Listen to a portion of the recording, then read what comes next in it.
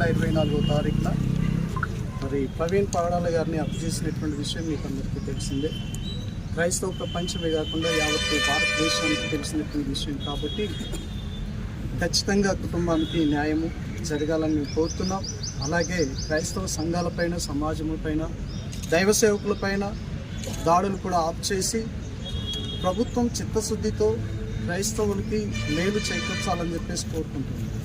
Thank you. మా ప్రత్యేకమైన వందనాలు. క్రైస్తవ ప్రజానీకం తరఫున మీ అందరికీ మరొకసారి వందనాలు తెలియజేస్తున్నాను. మరి ముఖ్యంగా ఈరోజు జోగిపేట పట్టణంలో ఈ ర్యాలీ చేయడానికి గల కారణం, గత నెల 24వ తారీఖు నాడు రాజమండ్రి సమీపంలో దైవజనులు పాస్టర్ ప్రవీణ్ పగడాల గారిని గుర్తు తెలియనటువంటి వ్యక్తులు తను ప్రయాణమై వెళ్తుండగా మార్గ మధ్యంలో తనను అపహరించి హత్య చేసినట్టుగా మేము అనుమానిస్తున్నాం. కానీ మరి కొందరు యాక్సిడెంట్ అని చెప్పారు.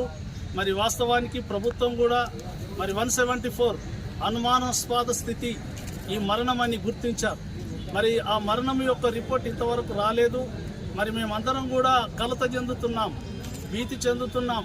ఎందుకొరకనంటే ఒక దైవజనుని యొక్క మరణం మరి భరించలేనటువంటిదిగా మేము భావిస్తున్నాం. మరి ఈ దేశంలో మరి క్రైస్తవులమైనటువంటి మేము ఈ దేశవాసులం అనేటువంటి విషయాన్ని కూడా మేము తెలియజేస్తున్నాం. మేము క్రైస్తవులంటే వేరే దేశస్తులము కాదు అనే విషయాన్ని కూడా మేము తెలియజేస్తున్నాం. ఎక్కడి నుంచో ఇంగ్లాండ్ నుంచి కానీ, అమెరికా నుంచి కానీ, ఫ్రాన్స్ నుంచి వచ్చినటువంటి వారం కాదు. మా తాతలు, ముత్తాతలు, మా వారందరూ కూడా ఈ గడ్డ మీదనే పుట్టినటువంటి వాళ్ళం. ఈ దేశంలోనే, ఈ రాష్ట్రంలోనే పుట్టి పెరిగినటువంటి వాళ్ళం.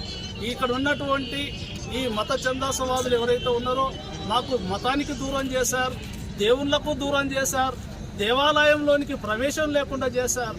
కనుక మేము గత్యంతరం లేక మరి ఏదో ఒక దేవుని మొక్కాల, మానవుడైనటువంటి వాడు ఏదో ఒక దేవుని మొక్కాలనేటువంటి ఉద్దేశంతో మరి యేసు ప్రభు అనేటువంటి దేవుని మా తాతలు ముత్తాతలు పరిచయం చేశారు. కనుక ఆ దేవుని మొక్కుతున్నాం. ఆ దేవుని మొక్కడం ద్వారా కొందరు ఏందనంటే ఆ దేవుడు విదేశస్తుడైనటువంటి దేవుడు, వేరే మతస్థులను మీరు ఎందుకు మొక్కుతున్నారనేటువంటి దాని మీద మా మీద కక్షలు కట్టి, కుట్రలు కట్టి, కుతంత్రాలు పన్నుతూ మమ్మల్ని హత్య చేయడానికి ప్రయత్నం చేస్తూ ఉన్నాను. నేను భారతదేశంలో ఉన్నటువంటి, ఈ రాష్ట్రంలో ఉన్నటువంటి ప్రజలందరికీ కూడా నేను తెలియజేస్తున్నాను. అయ్యా, గ్రామీణ ప్రాంతంలో మరి క్రైస్తవులు, ముస్లింలు, హిందువులు అన్నదమ్ములుగా ఉంటున్నాం, ప్రేమ కలిగి ఉంటున్నాం. మరి అందరం కూడా అదే ప్రేమతో మరి అదే విధంగా ఉండాలనేటువంటి విషయాన్ని మరి మేము తెలియజేస్తున్నాం. మేము క్రైస్తవులం అంటే ఎవరిని హత్య చేసినటువంటి వాళ్ళం కాదు, ఎవరిని హింసించినటువంటి వాళ్ళం కాదు, ఎవరితో గొడవ పడినటువంటి వారం కాదని కూడా మేము తెలియజేస్తున్నాం. మేము ఇక ముందు కూడా ఎవరితో మాకు గొడవలు ఇష్టం లేదు. కానీ మా దైవజనుడు చనిపోవడం ద్వారా మాకెంతో దుఃఖం, వేదన, ఒక దైవజనుడిని కోల్పోవడం ద్వారా మాకెంతో ఆవేదన చెందుతుంది. కనుక మరి వారి కుటుంబానికి, వారి భార్య పిల్లలు చిన్నగున్న వారికి న్యాయం చేయాలని, మరి హంతకులను శిక్షించాలని మరి ఈరోజు శాంతియుత ర్యాలీ మరి తెలంగాణ రాష్ట్ర, ఆంధ్ర రాష్ట్రం అంతా కూడా మరి క్రైస్తవ ప్రజానికమైనటువంటి మేము, పాస్టర్లమైనటువంటి మేము ఈ శాంతియుత ర్యాలీ చేస్తూ ఉన్నాం. మరి ఇక్కడికి వచ్చి మరి ఎంఆర్ఓ గారికి మెమోరాండం ఇచ్చాం. ప్రభుత్వం న్యాయం చేయాలని, ప్రభుత్వం హంతకులను శిక్షించాలని, క్రైస్తవులకు రక్షణ కల్పించాలని. అయ్యా, పాస్టర్ల మీద దాడులు చేస్తున్నారు, చర్చిల మీద దాడులు చేస్తున్నారు. మేము ప్రార్థించడానికి ఒక చర్చిని మేము నిర్మించుకుంటే ఆ చర్చి లేకుండా చేస్తున్నారు. మా జీవితాలను నాశనం చేస్తున్నారు, మాకు దేవుళ్ళను దూరం చేస్తున్నారు. కనుక మరి ప్రజలందరూ కూడా, ప్రభుత్వం కూడా ఆలోచించాలా, మరి క్రైస్తవ ప్రజానికాన్ని ఆదుకోవాలా, రక్షణ కల్పించాలి. మేము కూడా మీకు దేశంలో ఓట్లేస్తున్నాం, ప్రభుత్వాలను నిలబెడుతున్నాం, గెలిపిస్తున్నాం అనేటువంటి విషయాన్ని అర్థం చేసుకోవాలా. రాష్ట్ర ప్రభుత్వానికి, కేంద్ర ప్రభుత్వానికి కూడా నేను తెలియజేస్తున్నాను, అధికారులకు తెలియజేస్తున్నాను. ఈ మీడియా ద్వారా నేను ప్రభుత్వానికి అడుగుతున్నాను, అయ్యా మమ్మల్ని రక్షించండి, మా చర్చిలను రక్షించండి, మా పాస్టర్లను కాపాడండి. అయ్యా, మా పని మేము చేసుకుంటున్నాం, మా సేవ మేము చేసుకుంటున్నాం. థ్యాంక్ యూ అయ్యా. మీకు D9 న్యూస్కు మేము ప్రత్యేకమైన వందనాలు తెలియజేస్తున్నాం. మరి మీకు అందరికీ కూడా వందనాలు. మా పాస్టర్స్ ఫెలోషిప్, ఆందోళన నియోజకవర్గ పాస్టర్స్ ఫెలోషిప్ తరఫున, మా క్రైస్తవ నాయకుల తరఫున, సమాజం అంతటి తరఫున, పేపర్ మీడియా మిత్రులకు, ఎలక్ట్రానిక్ మీడియాకు అందరికీ కూడా మేము ప్రత్యేకమైన వందనాలు తెలియజేస్తున్నాం. జిల్లా పాస్టర్స్ ఫెలోషిప్ పక్షాన, ఆర్కం గారి ఆందోళన కాన్స్టిట్యున్సీ పాస్టర్స్ ఫెలోషిప్ పక్షాన మేమందరం కూడా ఈ రోజున జోగిపేటలో ఈ ర్యాలీ చేయడానికి దేవుడు కృప అనుగ్రహించినారు. ముఖ్యంగా గత మాసంలో 24వ తారీఖున మరి ప్రవీణ్ పగడాల గారిని హత్య చేశారు. మరి ఆ విషయంలో మరి 2 రాష్ట్రాలు కూడా చాలా దిగ్భ్రాంతి చెందుతున్నాయి. ఒక అద్భుతమైనటువంటి ఒక బలమైనటువంటి దైవ జ్ఞానం కలిగినటువంటి వ్యక్తి వక్త ప్రవీణ్ పగడాల గారు. ఆ రకముగానే ఆయన ఈ లోకంలో జీవించినప్పుడు కానీ ఆయన డెబిట్లో మాట్లాడినప్పుడు కానీ ఏమని మాట్లాడినాడంటే ఏం చెప్పినాడంటే ఎవరిని కూడా హింసించమని చెప్పలేదు. వాళ్ళు హిందువులైనా వారి ముస్లింలైనా వారి క్రైస్తవులైనా వారి బౌద్ధిస్తులైనా మనిషిని మనిషిగా చూడండి, మనిషిని మనిషిగా ప్రేమించండి, మనిషిని మనిషిగా మీరు చూడండి, మతముగా చూడకండి అని చెప్పేసి ఆయన చెప్పినాడు. ఆ రకంగానే ప్రవీణ్ పగడాల గారు కూడా అనేక మంది పేద పిల్లల్ని కూడా చేరదీసి వారికి ఆశ్రయం ఇచ్చినటువంటి వ్యక్తి. ఇంకా ఆలోచించినట్లయితే క్రైస్తవుడు దేశం కొరకు ప్రార్థించేవాడు, లేదా బలహీన వర్గాల కొరకై బలహీనంగా ఉన్నటువంటి వారి కొరకై ప్రార్థించేవాడు. సమాజానికి మేలు చేసేవాడే తప్ప సమాజానికి గాని దేశానికి గాని కీడు చేసేవాడు క్రైస్తవుడు కాదు. హింసించినప్పటికీ కూడా, బాధించినప్పటికీ కూడా, వేధించినప్పటికీ కూడా మేలు చేసేవాడు క్రైస్తవుడు. సంఘ చరిత్రకారుడైన తర్తోలియన్ ఏమన్నాడంటే హతసాక్షుల యొక్క రక్తం సంఘానికి విత్తనం లాంటిదంటని చెప్పేసి చెప్పాడు. ఆ రకంగానే ఒక కుట్ర చేసి ఒక మంచి పకడ్బందీ ప్లాన్ చేత ప్రవీణ్ పగడాల గారిని చంపారని క్రైస్తవ సమాజం అంతా కూడా అనుమానం వ్యక్తం చేస్తుంది. ఒక క్రైస్తవుని చంపితే 100 మంది పుట్టుకొస్తారు, 100 మంది పుట్టుకొస్తారు, 100 మంది పుట్టుకొస్తారు. కనుక ఈ యొక్క సమయాన ఈ యొక్క TV9 ఈ యొక్క మీడియా ద్వారా ఉన్నటువంటి అందరి ద్వారా తెలియజేసే మాట ఏంటంటే క్రైస్తవుడు దేశాన్ని దేశ ప్రజలను ప్రేమించేవాడు, దేశము కొరకై మనుషుల కొరకై ప్రేమించమని చెప్పేవాడు, మంచి చేసేవాడు. గనక మనమందరం కూడా ఈ సమయాన మంచి కలిగి ఉందాం. ఆ రకముగానే ఆయన పైన జరిగిన హత్య విషయంలో ఆ కేసులన్నీ కూడా హంతకులందరినీ కూడా దేవుడు వెలుపలికి తీసుకుని వచ్చును గాక. ప్రవీణ్ పగడాల గారి కుటుంబానికి దేవుడు ఆదరించును గాక, న్యాయం చేయును గాక, మేలు జరిగించును గాక. దేవుని యొక్క నామం పైకెత్తబడును గాక. We want శిక్షించాలి, శిక్షించాలి, శిక్షించాలి, శిక్షించాలి.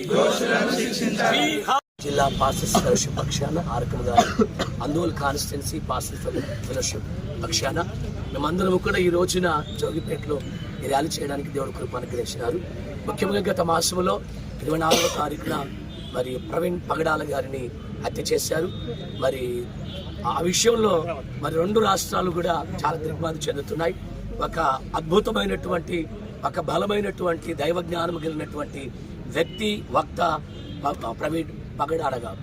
ఆ రకముగానే ఆయన ఈ లోకంలో జీవించినప్పుడు కానీ ఆయన డెబిట్లో మాట్లాడినప్పుడు కానీ ఏమని మాట్లాడినాడంటే ఏం చెప్పినాడంటే ఎవరిని కూడా హింసించమని చెప్పలేదు. వాళ్ళు హిందువులైనా వారి ముస్లింలైనా వారి క్రైస్తవులైనా వారి బౌద్ధిస్తులైనా మనిషిని మనిషిగా చూడండి, మనిషిని మనిషిగా ప్రేమించండి, మనిషిని మనిషిగా మీరు చూడండి, మతముగా చూడకండి అని చెప్పేసి ఆయన చెప్పినాడు. ఆ రకంగానే ప్రవీణ్ పగడాల గారు కూడా అనేక మంది పేద పిల్లల్ని కూడా చేరదీసి వారికి ఆశ్రయం ఇచ్చినటువంటి వ్యక్తి. ఇంకా ఆలోచించినట్లయితే క్రైస్తవుడు దేశం కొరకు ప్రార్థించేవాడు, లేదా బలహీన వర్గాల కొరకై బలహీనంగా ఉన్నటువంటి వారి కొరకై ప్రార్థించేవాడు. సమాజానికి మేలు చేసేవాడే తప్ప సమాజానికి గాని దేశానికి గాని కీడు చేసేవాడు క్రైస్తవుడు కాదు. హింసించినప్పటికీ కూడా, బాధించినప్పటికీ కూడా, వేధించినప్పటికీ కూడా మేలు చేసేవాడు క్రైస్తవుడు. సంఘ చరిత్రకారుడైన తర్తోలియన్ ఏమన్నాడంటే హతసాక్షుల యొక్క రక్తం సంఘానికి విత్తనం లాంటిదంటని చెప్పేసి చెప్పాడు. ఆ రకంగానే ఒక కుట్ర చేసి ఒక మంచి పకడ్బందీ ప్లాన్ చేత ప్రవీణ్ పగడాల గారిని చంపారని క్రైస్తవ సమాజం అంతా కూడా అనుమానం వ్యక్తం చేస్తుంది. ఒక క్రైస్తవుని చంపితే 100 మంది పుట్టుకొస్తారు, 100 మంది పుట్టుకొస్తారు, 100 మంది పుట్టుకొస్తారు.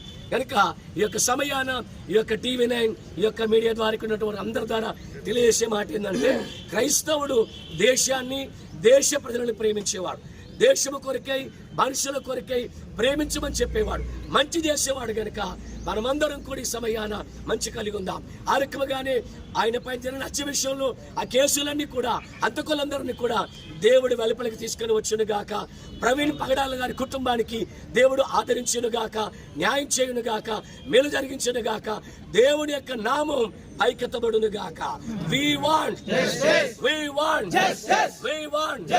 శిక్షించాలి, శిక్షించాలి, శిక్షించాలి, శిక్షించాలి.